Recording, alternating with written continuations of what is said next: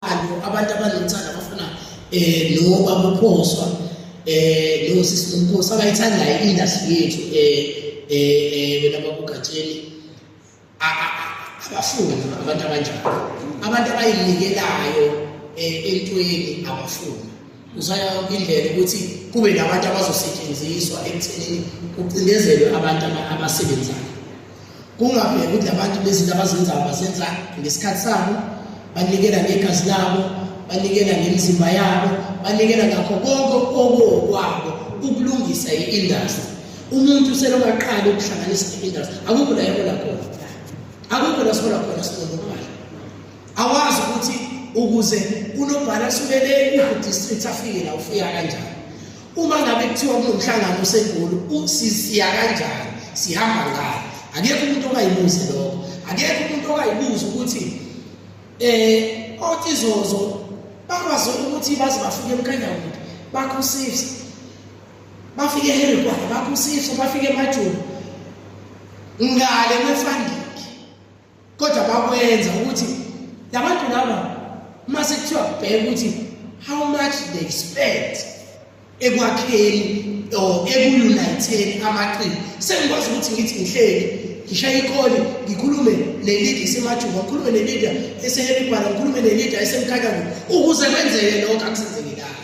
Akubanga umethi sinalo mfowethu uyathi ukuthi siye khona lento enziwe ubani uBaba uGatsheni benomama uGatsheni benoJay ukuthi beze kuma-provinces. Ushilo la uJay ukuthi akho funding abayitholile, akho funding abayitholayo by the way, but lento idinga inhliziyo, idinga ipassion. Ayifuni umuntu othanda inkundla,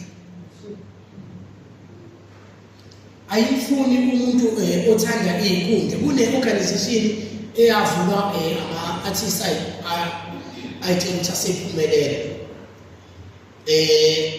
Uma ngithi bona ngeke ngikwazi ukuthi ngilide le organization, for example akwazi ukuthi la ukhethwa i-Artists United Music wala ukuthi izozokumisishela sekuthiwa khetha ukuthi izozo. Angithi angilidi i-CFC, yayibona lonto. So bona bathi angilide, angikwazi phela ukuthi ngilide i-KCF, ngiphinde ngilide i-CFC. Ibona futhi abazosebenza lo uthanda inkundla ulida lapha nalapha. But ngokuthi ngingavumi ukulida lapha yaphela ayimoyeni yafa. Njengoba kade ngisho bakugatshe ukuthi asifuni nale ife, asifuni icaphukwala, yabo. And nabafowethu laba abazosilindela yona la eKZN bayazi ngihlezi batshela. Asifuni umuntu kule nto yokulida ukuzinesiso.